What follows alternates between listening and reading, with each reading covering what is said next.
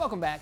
A&E's newest true crime series, Lie Detector, Truth or Deception, puts real people and real suspicions to the test. Yeah, the premiere takes on the 2010 death of Gary Coleman, and his ex-wife takes a polygraph to finally confront years of public scrutiny. George, thank you for joining us to chat about this. Thank you for having me. Absolutely. So just what makes Lie Detector, Truth or Deception maybe different from other crime series? Well, that's a good question.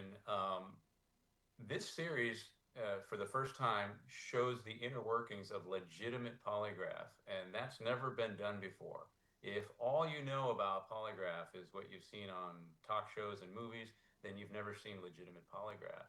And so this series does show that, showcases polygraph and how it works. And I think people will be intrigued because they haven't seen it before. It's not really about guilt or innocence. The series is more about truth and deception, as the title says. Yeah. Ooh. Why do you think someone in this series would decide to take a polygraph? Is it they're wanting to prove their innocence? They're wanting to prove that something is right? Is that kind of the vibe, George? Well, yeah, innocent people, truthful people want to clear their name. Deceptive people want the same thing, quite frankly. And studies show that 75% of people who are guilty, in other words, they have something to hide, they know they do, they will agree to take a polygraph exam if you ask them correctly. Wow, interesting. That's surprising. Can you number. talk about maybe how it is accurate? surprising, and I have a theory on that because people will argue, and as Shannon did, and she says, "Why would I sit here and take a polygraph exam if I was lying?" That's not really a good argument. You know, every human being wants to be free. It's in our DNA. We want to be free.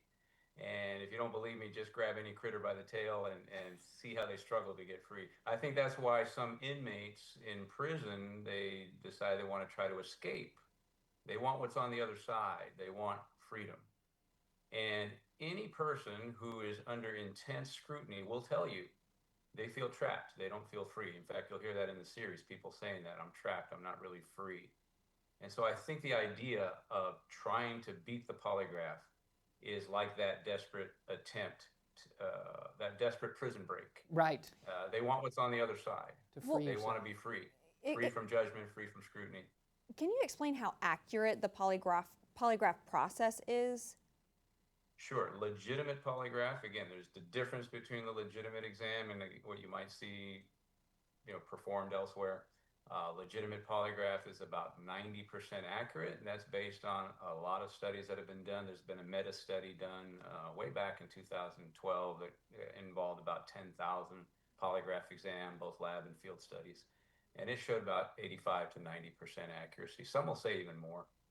Yeah, fascinating. So we know we have the premiere coming up featuring the death of Gary Coleman. Are there any surprises maybe from that episode or even like this season that kind of caught you off guard? Not really off guard. There's really not too many possibilities. Someone's going to pass, or they're going to fail, or they're going to be inconclusive, and there's reasons for that. And you have to have a plan for any possible outcome. So I planned the whole thing out way before I ever meet the person, and just go down that route. It's kind of like a chess match. You have to be 3 steps ahead. Sure, that makes sense, right? Yeah. You've got a plan for if it's a positive, negative, or inconclusive. You know what's going to happen next. Yeah. Interesting. So what can folks expect from maybe some of the other upcoming cases in the series? Well, that's it's going to be very, very exciting. I think, again, because you've never seen legitimate polygraph and how it works and how people react to it, it's going to be pretty fascinating. There's, for example, a couple of other cases. There's Matthew Moore. He was acquitted with a lot of questions still unanswered about the death of his wife. Some people say, and the police believe, that he made it look like a suicide. He denies that. And Edward Yates, he spent 20 years in prison for the death of his next door neighbor, a crime that he never admitted to and says he never committed. And there's Jesse Holton, a young man right now currently serving in our military. The police suspect him but never charged him with killing both of his parents when he was 16 years old. So those are just a few of the cases that we're going to try and bring some light to. Sounds like a lot of twists and turns this of season. Really exciting. It's going to premiere this week, July 10th on A&E. Thank you so much for joining us, George. We appreciate your time. Well, thanks for having me. Absolutely. Hope you enjoy the series. Yes, for sure. We will.